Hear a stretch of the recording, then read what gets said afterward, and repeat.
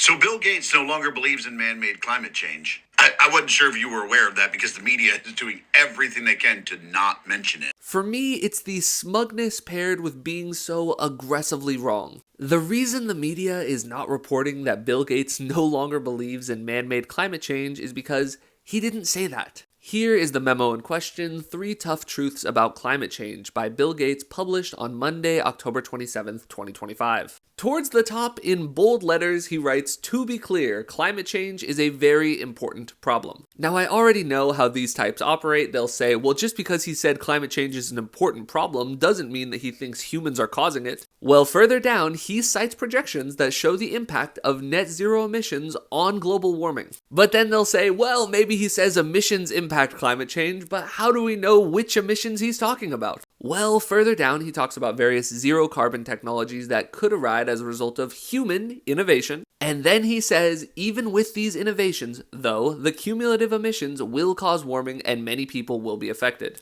Bill Gates still believes in, quote, man-made climate change. It is just a blatant lie to say that he doesn't. The purpose of the piece, though, is talking about how the approach to dealing with climate change needs to be reframed. He talks about how electricity, manufacturing, agriculture, and transportation are all big-time emitters. But if we just look at things through the narrow lens that we need to cut all emissions no matter what, who cares about the cost, that is going to lead to some really damaging effects for humans. He talks about the impact of energy use on human prosperity. So yes, Bill Gates is warning against getting all doom and gloom about climate predictions. He also says that human prosperity should be the primary goal. Just reducing emissions is not in and of itself a good thing. But he definitely does not say man-made climate change is not real.